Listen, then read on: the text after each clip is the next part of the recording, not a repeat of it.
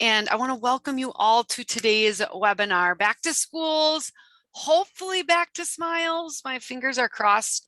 I am so grateful to both Kristen and Morgan for teaming up with me at Social School for EDU for this webinar. We're going to talk about 5 keys to social media success in 2021. And I love it because right before we started, I was learning even more from Kristen. And so that's really fun. As we get started, and like I said, when Morgan and I kind of brainstormed the title of this presentation back in late June, we're like, hey, back to school, back to smiles, like we're gonna not have the masks. And then it's like, hold up, Delta variant, all of the things. And so we know that things might be changing even as we're presenting this today on August 5th. But hopefully we will be able to celebrate your school in big ways this school year. I loved this specific post, and this was an example of a sign at Mineral Point School District in Wisconsin, because, you know, we talk a lot about inclusion and equity and all of this when we're celebrating our students. Well, making kids and adults feel included, whether or not they wear masks, right? Because in some of our schools, masks are going to be optional, but we want to be able to celebrate everybody. And so I just like this note. And so if this is something that you can maybe pull from, as we celebrate things on social media this school year, you may have some pictures with masks, some without. Things may change. And I know you guys are all used to that, but I just kind of wanted to start with that. I'm Andrea, and I am the owner and founder of Social School for EDU. I absolutely love celebrating all of the great things happening in schools across the country. And actually, we serve a few international clients as well. So we're a partner to over 300 schools across the country. We do full management of schools, and then we have a great membership program, which I'm actually going to share just a little bit about today. I'm a podcaster, blogger, YouTuber, and I have 6 kids, and only one of them is home right now. So like Morgan and I talked about, hopefully they're not going to draw up the internet, the Wi-Fi signal. But that's just a little bit about me. Morgan. Hi, everyone. I'm Morgan. I see some familiar names here, so it's nice to be with all of you. You may recognize me from my time in school PR, or you may recognize me from my time at Final Site, but I'm here serving both purposes, I guess. If you're not familiar with Final Site, we are mainly a website, mobile app, and digital communications provider, and we service more than 1,000 public schools across the country. And as I said, I'm a former school communicator. I worked in 2 school districts outside of Chicago up until January when I joined the Final Site team. I always put this in every presentation. I love the Peloton, and I know that Andrea, you might be doing some Peloton too. So if you'd like to follow me on Peloton, I welcome new followers. And I'm a mom of 2. You might see my son, just good thing I have my background up. He just showed up with my dog, and you might have heard me say, get out of here. That was motherhood. It's real. Moving on. And Kristen. Hi, everybody. My name is Kristen Dover-Spike. I'm Final Site's inbound marketing manager. I've been with Final Site for almost 2 years now, but I have a few years in marketing, working with schools on social media, website, you name it. I really love talking about social media because it's the thing that changes the most often, in my opinion. So it keeps you on your toes. I'm not a Peloton user, I'm an Echelon user. So if anyone here is an Echelon user, happy to connect. I don't have my handle here. I didn't know we were gonna talk about, our biking today, but I'm located in Nashville, Tennessee. I am a dog mom. Hopefully he doesn't make any voice appearances today, but I'm so excited to be here with all of you. Awesome. So we're really going to break down some 5 keys to social media success in 2021. We're going to go through each of these kind of one by one and kind of change off. We've got a lot to be able to share. So first of all, I just want to, just like Kelly from California there, build an army of storytellers. And one of my favorite shirts that she has on is celebrate your school one story at a time. But you are only one person, right? And so you cannot do a great job of celebrating your entire school, your entire district by yourself. So it's really important to build that army. And, this is one of my favorite quotes from George Couros of, we need to make the positive so loud that the negative becomes almost impossible to hear. How can you get that? Sure, Amy, I need to put a little store together because I've got some new ones now too. We'll have to give those away at NSPRA next year, probably when we're there. But hang on just one second. I'm just moving my little thing. It's hard because there is a lot of negativity out there, especially after an election year and COVID and everything. But I have seen the difference that positive, stories and pictures and videos can make with schools. The biggest thing when you're building your army, you've got to convince everybody everybody's a storyteller. It's your custodial crew, it's your lunch crew, it's your teachers, your paras, your students, even your community members. Everybody has a story to tell. We've just got to find a way to get those stories out. And so one of the things that I preach in regards to making a manageable system is getting content from others to put out on your social media channels. I am a proponent of setting up a separate social media email address. So social media at yourschool.k12.wi.us or whatever your domain is. And then basically you ask your staff, hey, send me one thing a month or one thing a quarter, or in some of our cases where we've only got 300 students K through 12, we're asking for a couple things a month from each staff member. But they send it into that email address, which comes to you. And then you can make the post, upload video, monitor the conversation, but you are crowdsourcing, and it's not up to you to get into every single building, every single classroom, because we know that there are awesome things happening all the time. Now, I really want to urge you, who has on watching right now, who has a separate email address set up? I know a lot of you have followed my stuff, so you're going to say, yes, you do. Some people have fought it for years, Morgan and Kristen. They fought it for years, and then they finally did it, and they're like, oh my gosh, it's so much easier. Because if you're getting texts, you're getting emails, which you probably get like 100 emails a day. If you're getting Facebook messages, Instagram messages, all these DMs, you are all over the place. Having one email really sets you up for success, because you can go to that spot when it's time to put out your social media posts. And if you ever go on vacation, you have somebody else that can be monitoring that email address. Okay. And you've got a separate a designated Google form. IT won't approve the separate email. So John, Casper, maybe that's, maybe it's something that you can look at. Okay. Google Forms can work. I will just say that I think emails are easier, because when you have something, you just go to your email, versus I take a picture as a teacher. Now I got to find the link to the Google form before I can submit it to you. So, but you got to do what you can do on yours. Talk with your staff about the importance of telling your story. Now, after this presentation, we're giving you all these slides, and some of these slides have links in them. I actually have a couple different blogs here that are going to really be able to help you. But talking with your staff, getting 10 to 15 minutes of convocation or in-service, whatever you call your staff training time, encouraging them obviously to follow your channels, show them examples of great stories, and share the results. You, as a manager of your pages, you get to see how many people have, your posts have reached. Oh my gosh, this post reached 5,000 people, even though we only have, 1,500 followers on our page. Your staff doesn't get to see that. So sharing some of those metrics will say, oh my gosh, this is important. It is important that we celebrate what's going on with other staff, with what our students are doing. And I think that's really important.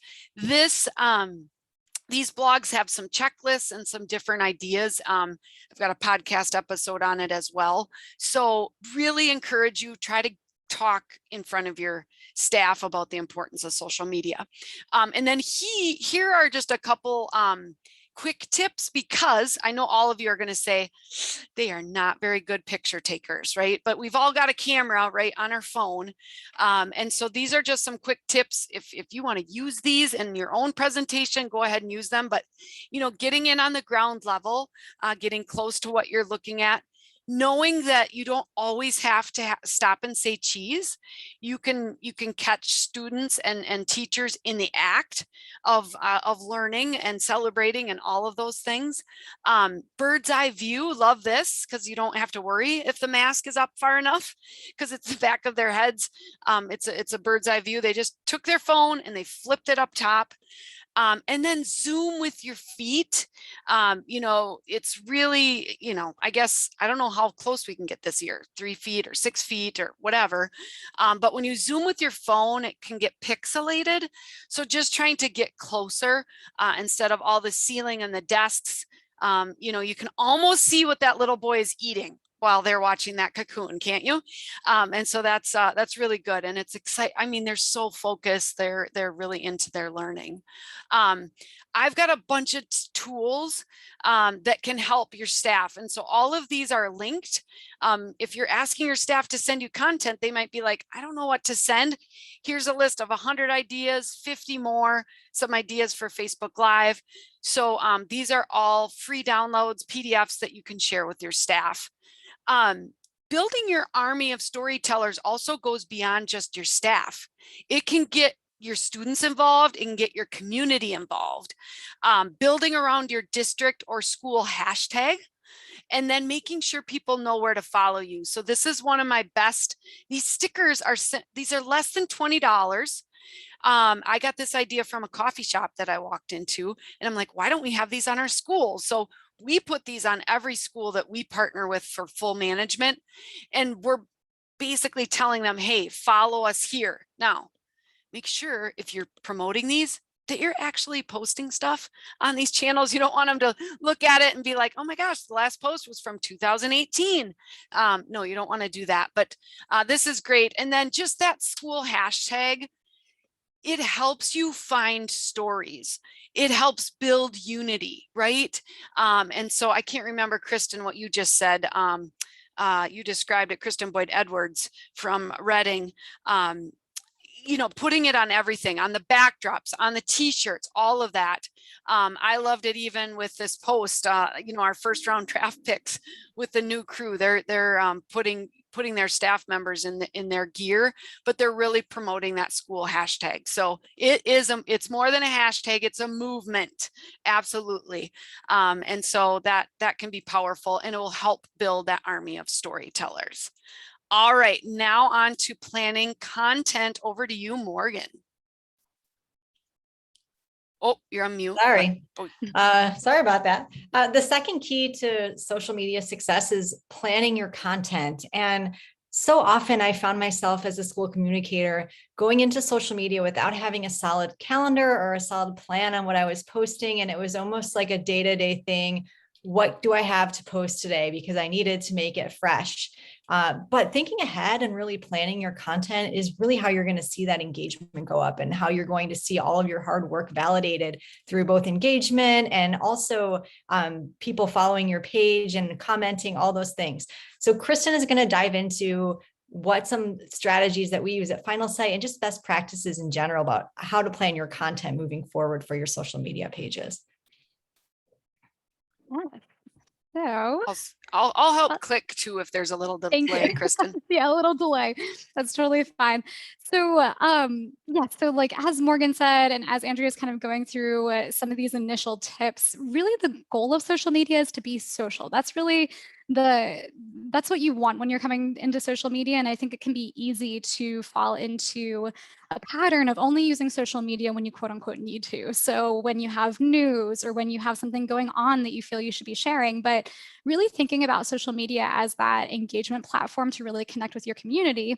This is a tip that just here at Final Site we suggest. It's something called the 70-20-10 rule, just a way for you to wrap your mind around how you can kind of bucket out your content. So really what it means behind the math, if you don't want to do the math, that's fine. It's really just the large majority of content should be educational, it should be entertaining, it should be engaging. So that's everything that Andrea was just sharing. So, you know, showing photos of your school community, really asking questions in your post, trying to get engagement in the comments.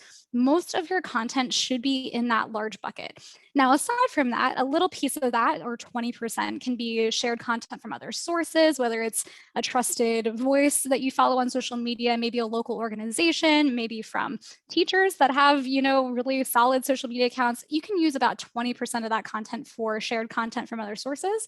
And then the very smallest amount should be self-promotional. And really what I mean here is anything that's just promoting your school or district. So anything that's like an event that's coming up, if you have news that you need to share about your district, the smallest part of your entire calendar should be dedicated for that, so that you're not too often posting all of that content that's just naturally less engaging. You won't get comments, you won't get people liking it, and you want to be using social media for that engagement piece. So kind of thinking about this in your overall weekly calendar, if you can't think too far ahead, just kind of think, okay, next week, what does this look like? And I have a sample here. Obviously, you don't need to take this to heart, but what this looks like with the 70-20-10 rule kind of put into practice is that, okay, 3 days a week, we're going to do more of that engaging content, whether it's a student highlight, whether we're asking a trivia question about our district's history, maybe we're doing a throwback, you know, going back into the archives and posting a photo from a while back on Thursday. That's great. And then the other 2 days can be used for user-generated content. If you have, you know, members of your community sending in content, again, that could also be a shared piece of content from another source. And then just 1 day a week can be dedicated to maybe that event promotion or some news that you wanted to get out about your school or district. So aside from the math, just kind of keep in mind that you want the large majority to be that engaging content. And then moving along, when you're kind of planning all of this content out, I always suggest to think about where your audiences really are. So obviously there are so many social media platforms out there. There's Instagram, there's TikTok, there's Facebook groups. Instagram now has a ton of different features, which we'll get into a little later. There's Twitter, there's LinkedIn. Really, what should you be using and when? So what I suggest here is thinking about where everyone is. And, you know, not everyone spends all of their time on every single one of these platforms. And then plan your content accordingly about where you post it for those channels. So if you're really looking to engage your students, they're most likely to be on Instagram. They're probably on TikTok, which you may be hesitant to go into, but Instagram's kind of, you know, becoming more of a TikTok-like platform. They're definitely there on Instagram. Now, your parents, they're in more places. They're in Facebook, they're on Facebook groups, Instagram, Twitter. You're likely to reach them on those platforms. Your faculty, maybe just keep that to a Facebook group if you really want to connect with them on social media. And your alumni, I would say 100% on LinkedIn. That's a great place to connect with them there, but also Facebook groups and Instagram. So really think about the types of content you're putting out there and then say, okay, who are we trying to engage? Does it make sense for these platforms? And kind of move from there.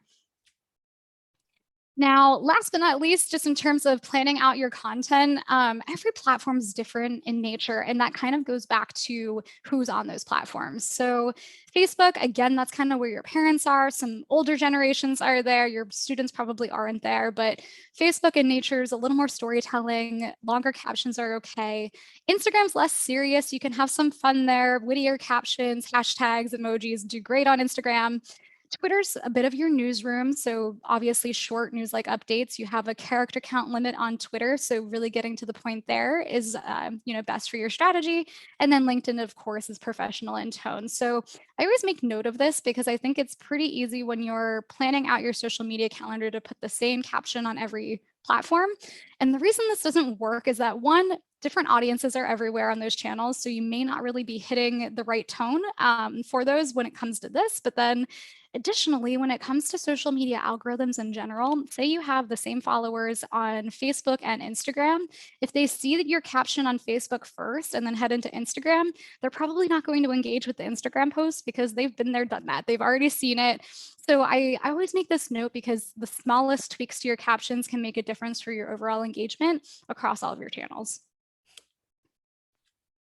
Awesome. I just want to share, Jennifer just said, this slide's awesome. Currently dealing with a manager who wants me to write captions in 10 words or less on Facebook. This is going to be your proof. So if anybody needs proof, Yes. take the screenshot, but you will get the slides as well. So this is awesome. Just a few other weekly features with some examples that I wanted to share. And you know, having one pre-scheduled post each weekday will definitely help save your sanity when it comes to busy weeks and everything that can come up. One thing that we do just in Little New Auburn is a student feature. So we actually have staff nominations that they nominate one student that stands out for whatever reason. We call it Students Who Shine, but you could fit it with your strategic plan or some of your, you know, initiatives. And then we get a staff nomination and we put together this simple graphic. And then you really are able to watch the positive engagement and new followers come in because new family members and, you know, they're sharing it with all of their people. People are liking your page. And I'll just say from personal experience, like sometimes these can get, repetitive. You're like, oh, it's another student who shines. But this one happens to be my daughter. And so I felt I was so proud, like when she was selected, right? Even though I had scheduled it, right? Because I managed their social media. But that same feeling comes out every week with a new family, right? And a new celebration. And we celebrate students that excel in the classroom, that maybe just try really hard, right? And whether they're in, you know, different organizations or extracurriculars, we can highlight students in a lot of ways. So this might be something that you might want to incorporate. And again, we are singling out students, but every student has a story, and that those stories collectively make up the story of your school. Staff features is also another great way. So you can either do some detailed features where you're maybe having them explain themselves, or you're introducing them in a new role, or you could just do a general shout out, which is like the one on the left. Or basically it's their school picture and it's just like, hey, it's time to recognize the people that make, you know, New Auburn awesome. That post reached over 2,000 people. I think it had like 50 comments on it, because everybody knows Bonnie in the office, right? And so people are going to say great things about that staff member, which again reflect really well on your school or district. Throwback Thursdays, Kristen already mentioned, it's one of the favorite days of the week for a lot of our followers, especially a lot of our older followers. I go to those school board association meetings, and those school board members, they love Thursdays. So you just take snapshots from old yearbooks. We usually post them out at Thursday morning at 6 a.m. Some really great caption ideas. We've actually got a list of 52, I think. But like in that bottom one where it's the whole crowd, it's just like, who can you tag, right? Or who do you recognize? And then people end up tagging it. It's social, just like Kristen was saying, it's social. It's going to get people engaging, and more people are going to see not only that post, but they're going to see other posts because Facebook's saying, hey, this page is putting out good content that people want to see. You can feature alumni. That's like the product of your school, right? And so whether you have an alumni of the month or can share, you know, alumni in different ways. I really love the one from Texas City ISD. They have homegrown talent. So it's actually staff members, teachers or paras or administrators that are now working in the district that graduated from that school. Isn't that a great idea? So anyways, the alumni features are great. And then video, and we're going to talk a little bit more about video with, you know, kind of creating engaging pieces. But think about how you incorporate video into your strategy. This is a great idea from Lakeville area schools. Like at the end of each week, it's like, what did you learn this week? They had a distant learning edition, so they had like 3 different students kind of share. But that's a really simple video that you could share. It doesn't have to be highly produced, and it provides some great content. So, and then this is a great tool as well. So at Final Site, we have a social media calendar that you can download with daily recommendations. It takes into consideration national holidays. It takes into consideration, you know, all of the tips that we've offered so far in terms of, you know, you should be parsing out all of your content based on the engagement, based on the promotions you want to do. So we have this available to download.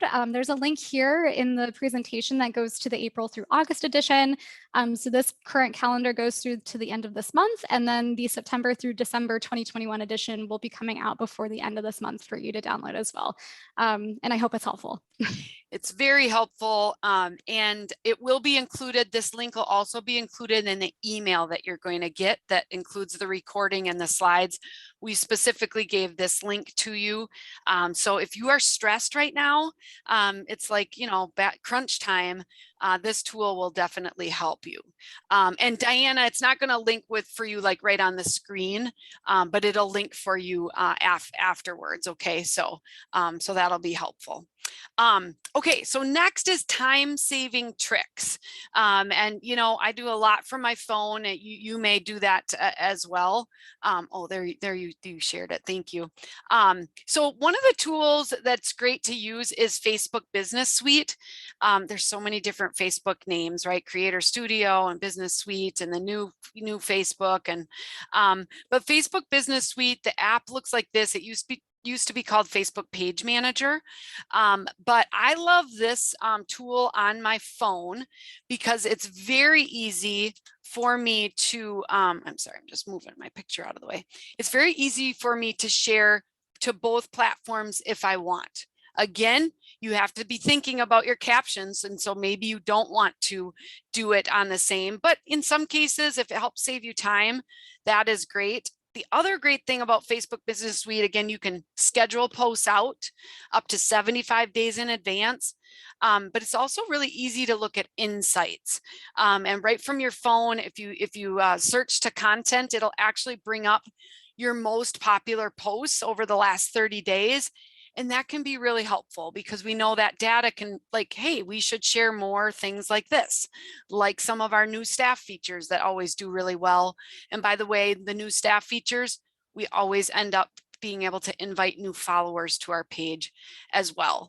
Canva is a great tool. Who uses Canva? Give me a, you know, either raise your hand or just say Canva in the comments. Yeah, we got Woody. Yeah, yes. So Canva makes things easy, right? They've got a lot of templates. They've got videos.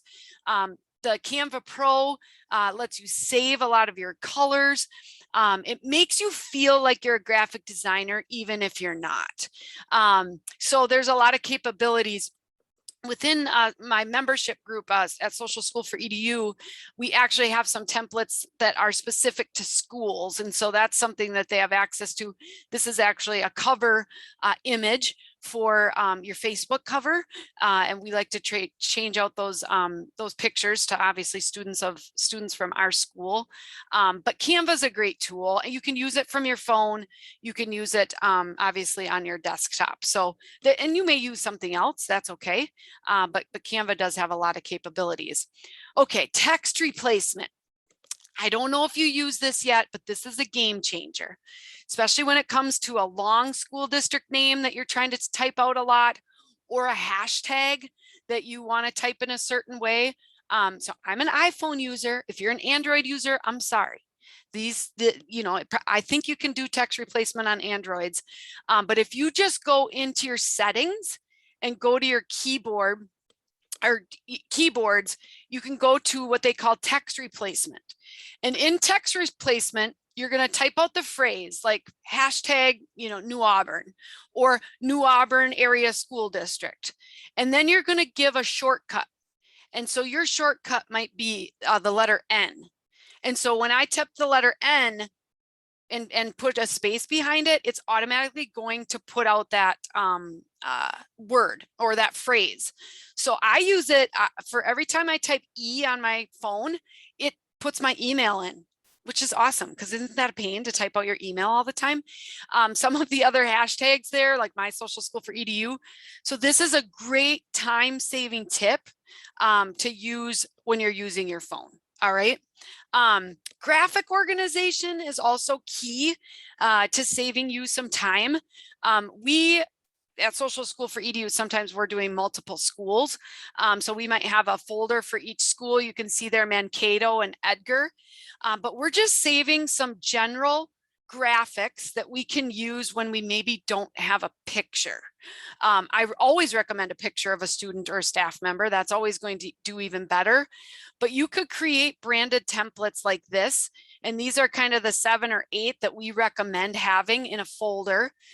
We usually put them in a Google folder, because then if I'm at the dentist office and I've got something that I've got to post, I've got access to that item. And I'm sure most of you use Google, especially after the pandemic and people were working from home.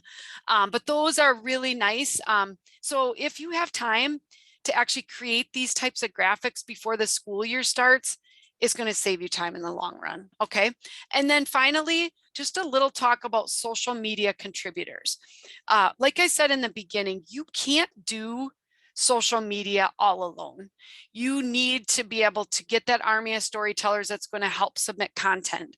But I want to tell you, I don't know, Sharon, if you're on this, Sharon's out of Mississippi. She's a one-person communication department with 19,500 students in 28 schools.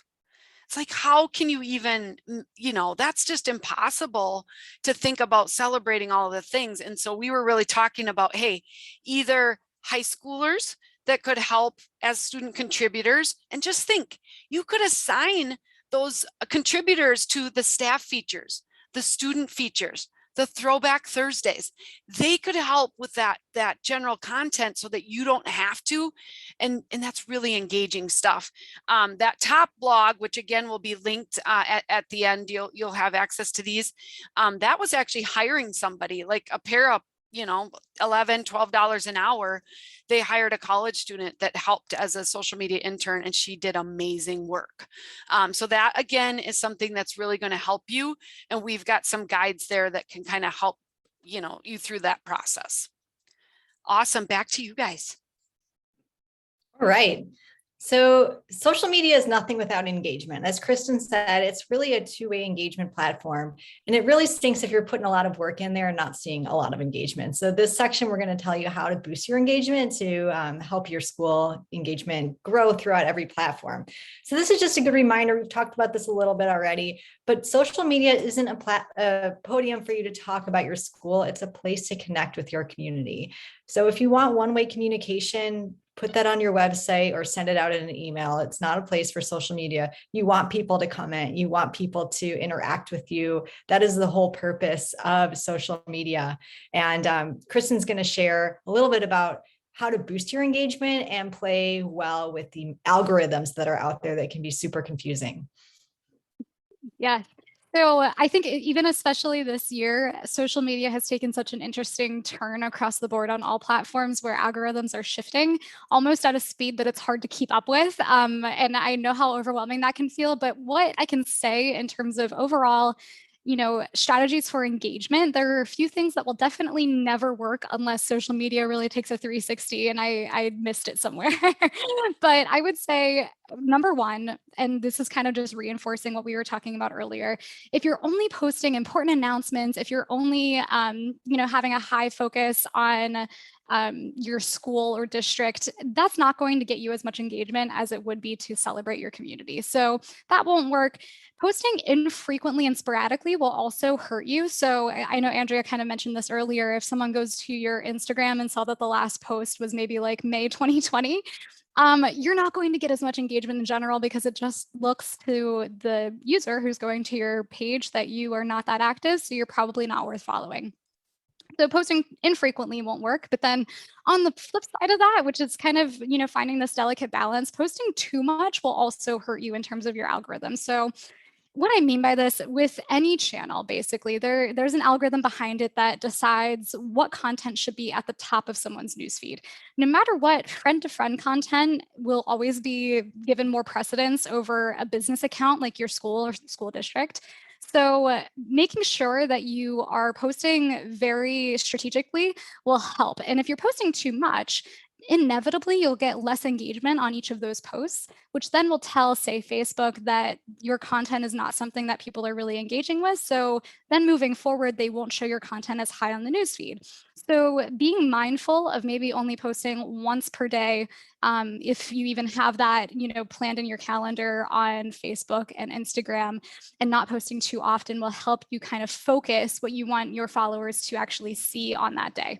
And then also just never asking questions. Again, social media is social. I would encourage you in your captions to ask a question. That is always really helpful to gear up engagement, maybe even getting things kicked off by commenting yourself on your own post is starting to really help, because that gets one comment in there and kind of gets past the point of someone being afraid of being the first commenter. So maybe even putting in your comments a question to get that conversation started.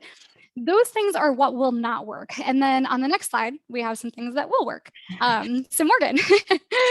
Just one quick thing that Kristen just mentioned. I was caught in the trap before many years ago of posting too much on Facebook. And I think many of you may be in the same position where you're hearing from principals, or you're hearing from your superintendent or someone else saying, put this up on Facebook. I want it to go up right now.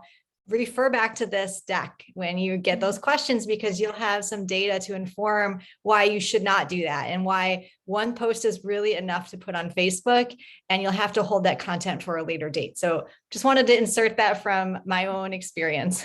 But what will work, Kristen touched on this a little bit, but post regularly on each channel. If you're going to maintain a social media presence on a channel that you're not going to update, or if you're going to have a social media channel that you're not going to update, maybe you should reconsider having that channel altogether. You need to be maintaining every channel that you own in your district. Focus on community and user generated content. As we've talked about, people eat this up. They want to see their friends and family and community members. Video content is king, and it has been for a long time. And a lot of us have been more afraid to try it because maybe it's not our area of expertise. But even some of that video content that's not edited as professionally as you might think, people still like it. So try it out. It doesn't have to be the most perfectly edited video. It could be a selfie video showing some construction work in your school and how well that's going. It could be a quick Q&A with a student that you catch in the hallway. Anything at all. People love video content. Quick raise of hands. How many of you are utilizing Facebook groups right now? For me in my district, I really wanted to try it, but I never did. And I want to know if any of you are using this feature. Here at Final Site, we do use Facebook groups. Maybe some of you are members of some of our Facebook groups, but this is a really great way to engage with your community, and it's not as public on a public page, and you're interacting with folks that really want to hear from you. It's easier to generate conversations. Maybe this is a topic we should dive into more another time with maybe a full presentation on it. Who would love to hear a whole presentation about Facebook groups and how you can benefit from them? I think that's a great next topic, Andrea. Yes. And then finally, what will work, relying on stories, especially Instagram stories. If you've got a lot to share, even if you think about your own habits, if you're an Instagram user, you could spend forever on Instagram stories, just mindlessly thumbing through it. And it's an awesome way to just share additional content with your community without cluttering up your main page. So Kristen, back to you. Yeah. So if a lot of these tips are just feeling overwhelming and you're just like, oh my gosh, what are just the main things I need to know? I would say there are a few universal truths. And before I get into them, I know I saw a comment come in while I was talking about some of the things not to do, questioning what is too much with how often you're posting. We'll get into some suggested cadences in a few slides, but I would say posting more than once a day is too much. The only caveat is Twitter. Twitter is a newsroom. It's constantly feeding. Twitter is great if you want to post more than once there. Instagram stories, like Morgan mentioned, you can post, I would say 10 plus stories a day, especially if you have an event going on and you kind of want to do a live feed of that. That's great. But in terms of your just more static post to your news feed, to your, your grid on Instagram, once per day is really it. LinkedIn, even less, because LinkedIn's prioritizing content differently. So that's what I would say is too much. If you're posting, 2, 3, 4 times a day on a single channel, that's probably a little too much. I'm just going to interrupt. So a lot of times we'll post about 3 times a day on Facebook for our district, school district pages, but we're definitely spacing those out. And it's got to be good content. And it's just exactly what Kristen said, not just informational pieces. We always say if you post more than 5 times a day on Facebook, you're going to break Facebook, but you're getting there towards the 3 to 4 times. So you really want it to be good content. And like Kristen said, there's other options now with stories and things like that you don't have to post on your page or on your grid, and can still get great views. So yeah, thank you. And that's a great point. You know, there's no absolute for everything. It's really just, are you spreading things out? Are you making sure that it's all unique pieces of content that's still engaging? And that'll kind of help moving forward.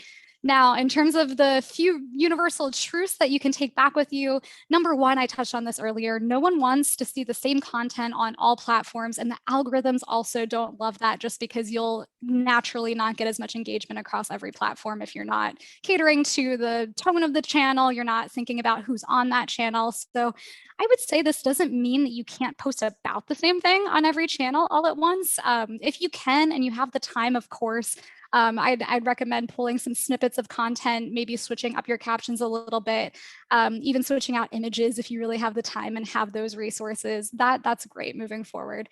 Number two, there's always something to share. I think that that's an easy thing to say. There's nothing to share today. We don't know what to do. We don't have time to take photos today. When in doubt, post a throwback. Like Andrea said, people love nostalgic content. It came out, during the pandemic that nostalgic content was the best piece of content to use because it's what we're most apt to engage with. So when in doubt, post a throwback. Number three, and Morgan said this, video is always a good idea. Almost every single channel will give precedence to video content because it's just naturally more engaging. So if you have the resources, video is great. And number four, and this is something that we just keep reinforcing here, is to cultivate that sense of community on social media.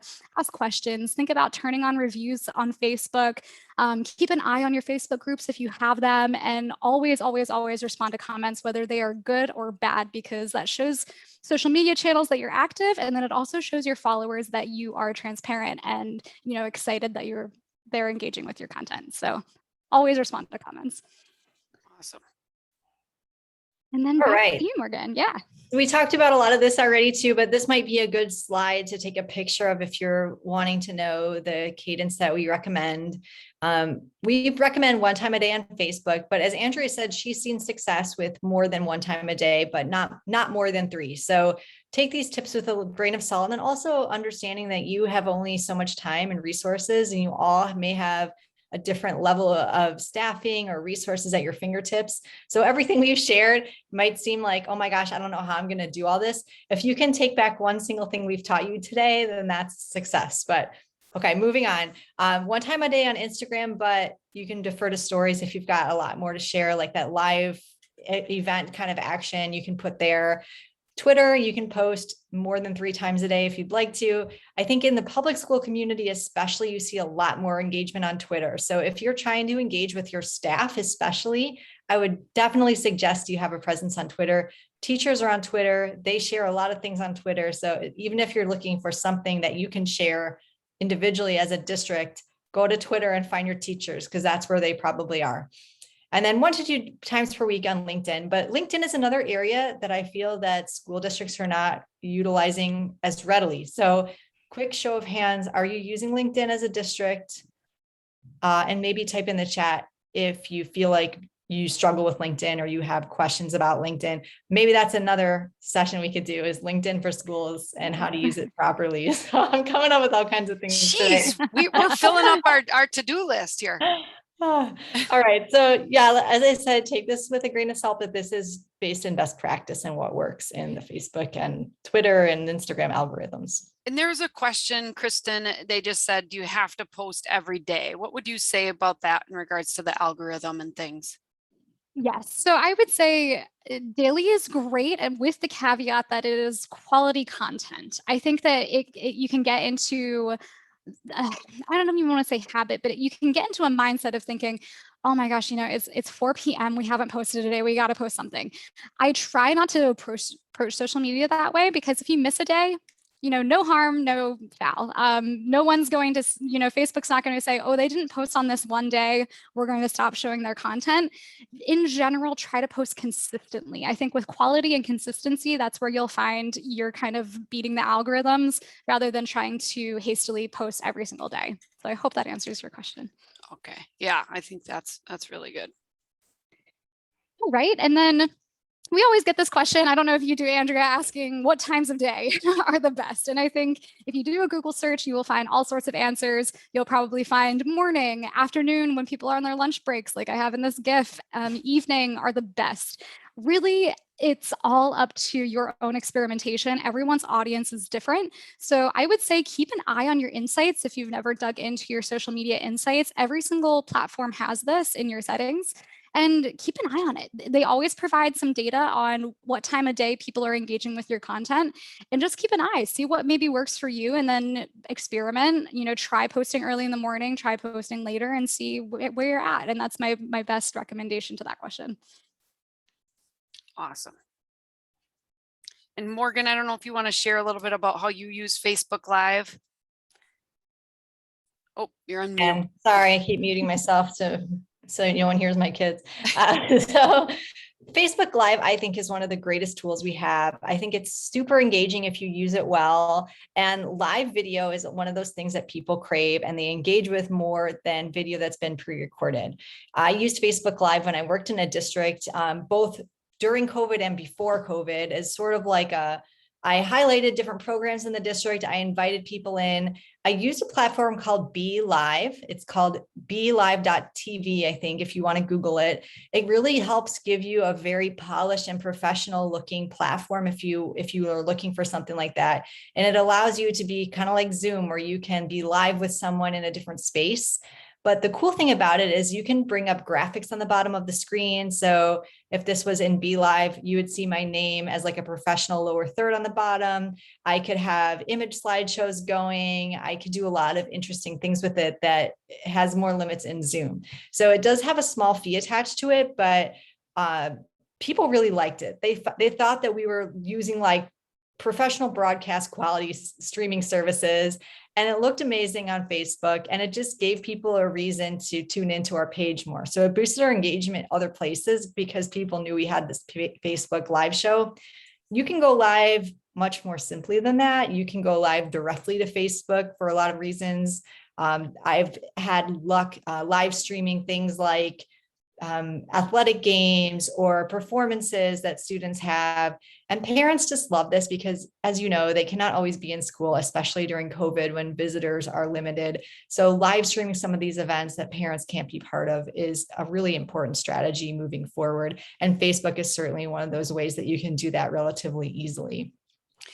Yeah, and you can be very, kind of strategic and more professional, obviously, what she described, and you can just come live from a classroom. I mean, this was a happy Monday from kids just yelling that out. Think of first day of school, think of homecoming week, think of pep rallies, classroom experiments, just bringing people in. But Facebook does favor that live. There is that opportunity to engage. And so that's really powerful. As we and we're getting close to wrapping up, if you have additional questions, use the Q&A bar or the little box, because we'll go through and I'm not sure about everybody else's time, but I have time to stay on until we get every question answered. So we know that we've been going through a lot of information. Here's another video that they used in Claremore in Oklahoma, just a way to get information out rather than just another letter, but it's actually the superintendent talking. So that's great. You can do contests. So we're talking about engaging content. When the worst thing we had to worry about was a polar vortex up in Wisconsin and Minnesota, where school was closed for 4 days because it was so cold out. We did a reading fort challenge and gave away lunch with the principal. And, when I was a kid, lunch with the principal might have not been a good thing, but now it can be. So that's another way, doing simple contests. I know when Texas got all that snow last year, they did some contests as well. And then, engagement is about getting comments, right? And getting people to interact with the post, with each other, and asking questions is important. You can also use emojis and ask people, hey, you know, give an air hug back by posting a purple heart. And I think Kristen had 168 comments. Now, Kristen Boyd Edwards out of Reading has a lot of followers on her page. She does not normally get 168 comments. This was another one, virtual applause parade. Like, just put your clap emoji down below. And again, over 180 comments. So just a few tricks on driving some of that engagement up. And we've seen a lot of success with just these simple, you know, basically it's just the text box that you use on Facebook. Look at this. Can you even believe it, Kristen? Over 1,300 comments on can you name your 5th grade teacher? This is one of the districts we manage in Wisconsin. I'm telling you, if we get 10 comments on most posts, we are ecstatic. Over 1,300 comments. So yeah, we've got a whole list of 52 question ideas that you could use one throughout the year. Maybe, Kristen, they'll end up on one of your little guides, some of these, because these are really good. Yeah, great engagement. And we encourage you to keep them school focused. And then you can also ask for stories, and you can ask for them with a simple Google form or email, but to get your community involved. So that is great. Now we're to our last tip, Kristen. Yes. So we'll dive into some of the latest trends. And I think one of the things that Andrea, we were even talking about this before the webinar, we were just talking like, if you already feel like you have so much going on, you know, you're already struggling to keep up. The latest trends are just what's happening now. They can change constantly. You don't have to feel so pressured to hop on every single trend that begins. But with saying that, there are a few things that are coming up, you know, throughout the year that are great to use if you have the resources for it. So you might be wondering at this point, what in the world is going on with Instagram? Instagram is trying to be every single other platform, all within one platform. So the typical posts that you have come to know and love are now just a very small piece of Instagram. There are stories, which I'm sure by now you're familiar with. You can do Instagram story highlights, which in this example, you see there are some icons at the top. It's where you can collect previous stories if you wanted to have some features, if you wanted to put a student, you know, Instagram highlight, maybe faculty Instagram highlight, maybe you have a specific event you want to have that live there, and then you have content that lives there for more than just the 24 hours that stories allow for. IGTV came out, you know, quite a while ago now, but it's coming up again now that video content is becoming so much bigger than it was in the past. You can upload longer form video. I'd say if you already are creating videos and you're maybe uploading them to YouTube, or maybe you do have a Facebook Live video that you want to download from Facebook and pop into IGTV, that's a great and easy way to get some extra content onto this platform that's becoming so huge. And then last but not least, Instagram has released Reels, which if you haven't heard of them yet, they're very similar to TikTok. Very short form, quick videos set to audio. It's becoming really big on Instagram. And what's great about it, if you're kind of hesitant to try, I think one, it's a great way to engage with your students who are very used to the TikTok, you know, kind of way of engaging with social media. So that's number one. Two, Instagram, because it's new, is giving a lot of weight to Instagram Reels. They can be found organically through the Discover feed in Instagram, or the Explore feed, I should say. You can add a lot of hashtags to them, and it's a great way to reach a wider net of your community. So for example, here, this is Final Sight's Instagram Reels page. We only just started, I'd say maybe a couple of months ago, just experimenting. They're very short. I have a GIF here of one of our videos that's about 4 seconds, I believe. It took very, very little effort to create this. And that video, I don't know if you can tell on the screen, has gotten over 5,000 views so far. And that is like 5 times the amount of followers that Final Sight has in general, just because it's really engaging. So if you have the resources and have the time to experiment with this, maybe even ask some students for ideas, because I promise they will probably know way more than any of us do about what's trending on Instagram Reels. It's a great outlet to have some fun and really get into an engaging piece of content that Instagram allows for.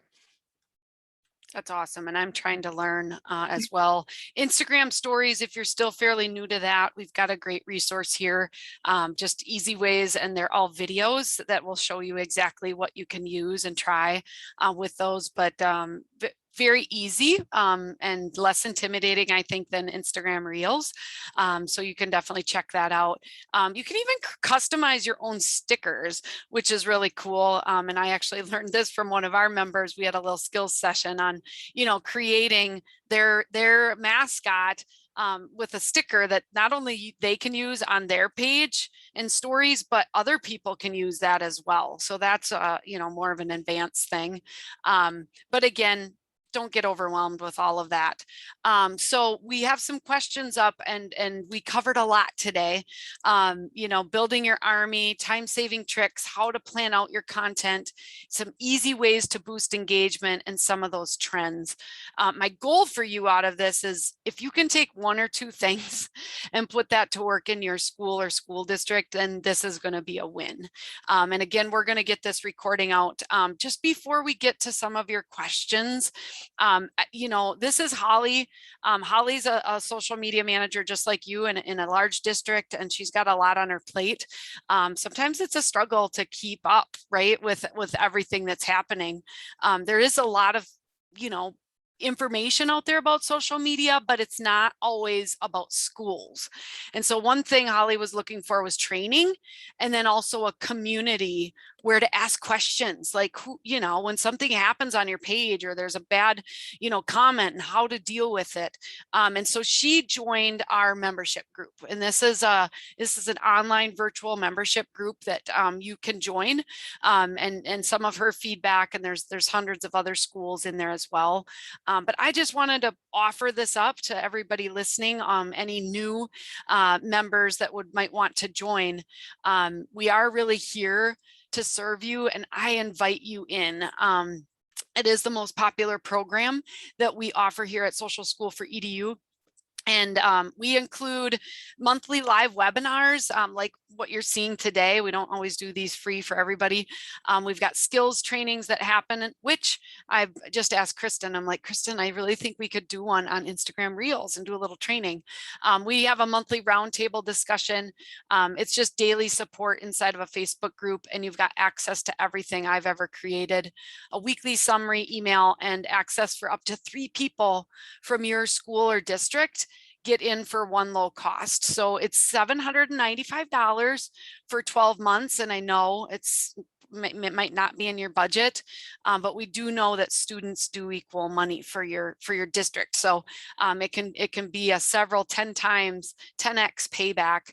But I do have a special offer for everybody watching today and listening in. If you sign up before August 26th, you can save $100. You just have to mention the back to school webinar when you join. We also offer out professional development certificates and things like that. So if you're interested, it'll be in the email that you're going to get with the recording and the slides and the content calendar from Final Site. When you click on that, you don't pay right away. You don't have to provide a PO. We'll end up sending you an invoice. So if you've got questions on that, that's great. But there have been some questions now that have come in. Dakota asks, where do you get your social media stickers for the doors? Dakota, I get them from Image 360. I think that's like a franchise. You could get them from any local sign company, I think, that makes signs. They would be able to make those for you. When I first got them made, I got them made at a Fast Signs. So, and they're outdoor grade. So that would be where you can get those. Jennifer, I'd love to know from others what their school policy is. Read teachers taking photos, one dedicated person who takes all the photos, or who is taking or collecting photos. Morgan, you were in a district. So what was your policy when it came to, teachers taking photos and that kind of thing? So this is something that goes back to what you were mentioning, Andrea, about getting time with teachers before school, because this is something I'd always talk about. Our social media policy and are really tied into our photo release policy that we had. And this is totally district dependent. You probably have your lawyer looking at your policy.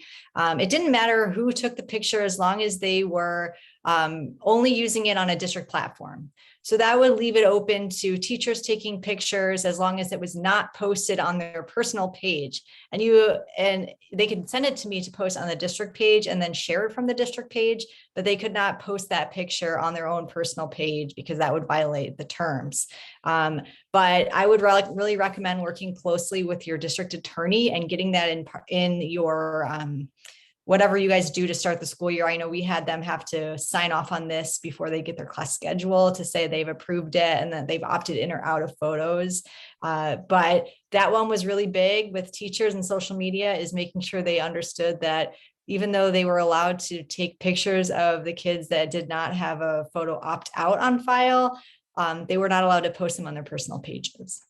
Yeah, and I don't know if anybody else wants to just chat in the chat bar to help Jennifer out, but in most cases, I mean, we do social media management for 97 different schools across the country, and all of those allow teachers to take the pictures with their personal cell phones. Obviously, it's got to be an appropriate picture.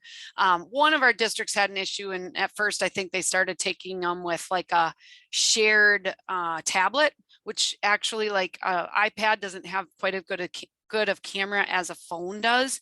So we like it when they come from phones, but I think it's a really big deterrent for storytelling if you can't allow people to take those photos. But like Morgan said, you've got to have that opt-in or opt-out form. We always recommend opt-out because you don't have to track. If you've got 800 kids, you don't need 800 pieces of paper. You only need a piece of paper from the 10 that don't want their photograph being shared. So that is great. So Dakota asked another question: thoughts on removing content from your profile that are no longer relevant or valuable to your profile, like happy Thanksgiving or 2-hour delay posts. I'm thinking about moving away from feed posts, mainly for Instagram for these, and go to stories. That's exactly what I would recommend. Anything that's related to an upcoming event or happy, whatever kind of holiday, I'd throw it into stories.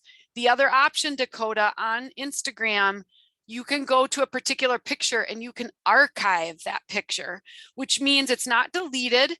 It still shows up in an archive folder. You have all of the stats. I just actually was sharing that with Sharon this morning because, sometimes things don't pertain anymore. Registration isn't open anymore. So you want to hide that basically from your profile. You can archive it. Do you have other comments on that, Kristen or Morgan? I don't. I was going to bring up archiving because I would never recommend deleting unless there were a valid reason for that. Archiving is great just to keep the stats, like Andrea said. And yeah, I would go to stories. So then it's short-lived and then you count on that being gone after 24 hours. Yeah. So Manny, what was a disadvantage of social media? There are some disadvantages from social media, right? I'm not sure if you were asking about a specific thing that we were talking about. I mean, you have to be willing and able to, monitor comments and some of those things. But I think that having social media presence gives you a seat at the table. It allows you to tell your story. And if you're not telling it, somebody else is. And so I don't think it's no longer a choice of whether we should do social media or not. It might be a choice of what channels do I want to be on? Because again, if you're breathing into a paper bag, listening about Instagram stories and Instagram reels and LinkedIn and thinking, oh my gosh, you guys, if you have to pick one, pick Facebook, because that's where you're going to reach the most. I don't know. Would you guys agree with that? Yeah, that is exactly what I told people too. Is if you have to do one and be done, pick Facebook every time. Yeah. And if I can reinforce too, social media isn't just found on social media. Just to help reinforce at least having that Facebook page, Google and search engines also give weight to social media presence. So if someone's Googling your school district and you have solid social media channels, you're taking up more real estate on that search engine results page than you would if you didn't have those channels. Yeah. Okay. That's all the questions I see. Did you guys see any other questions in the chat that you wanted to answer? One question that I started to answer, and I thought I would just also give voice to the reasoning behind my answer. So John asked about Facebook stories, which I don't know that we really touched on. My answer was, if you want to try it out, go ahead. Instagram, well, Facebook owns Instagram. So if you go to post a story on your Instagram and you have your Facebook tied to your Instagram, you can in one click say add to my Facebook story as well. And if you have that set up, I'd say go ahead and try it out. Instagram stories are more easily found organically than Facebook stories, but it's one click. So it doesn't require a lot more effort on your end. And if you have that tied up, I say go ahead and try it out. And if you're not seeing engagement, you can kind of get your answer that way. Andrea, I'm not sure if you provide any recommendations on that front. That's what I would say is if you have them linked properly, then it's like a 2-for-1. Yeah. But I think the most engagement you're going to get is definitely on Instagram and Instagram stories. And that's a great place, by the way, of getting your students involved and bringing them on. Even if you just put your students in charge of Instagram stories and can train them to do that, we've had a lot of success. So so that's great. Thank you guys so much. There's still a lot of you hanging on. And so if you have additional questions, you're going to be able to reply to the email. Kristen and Morgan can both be found over on Final Site. Final Site has such a plethora of tools, and like their blog is amazing. I usually share one of their blogs in my newsletter that I put out every other week. And so don't be afraid. They've got an amazing platform as well of services that they provide schools. And then of course, over at Social School for EDU, we're all about social media and helping you celebrate that story. And so if you're interested in that, joining us in that membership group, I know you won't be disappointed. You'll be among friends. I think that's the biggest thing, is sometimes we can feel alone because we might be the only one doing social media at your school, and we try to take that away. So let's have a great school year. This is going to be another challenging year, like they have been, right? Don't we wish we had the struggles that we had 5 years ago? But you've got this, and we are your biggest cheerleaders at both Final Site and Social School for EDU. We believe in you, and think it's going to be the best year yet. So any parting words, Kristen, Morgan? I don't think I could say it better than you. I don't know about you, Morgan. Well, just thank you for having us here. Yes. We're here to support you. We have a lot of great resources. Like Andrea said, we have a lot of webinars and blog posts and ebooks that you can download for free. So feel free to reach out to any of us if you need support or you need guidance on any topic. We're happy to help you. Awesome. Well, we'll see you guys all soon. Have a great year. Bye-bye. Thanks, everyone.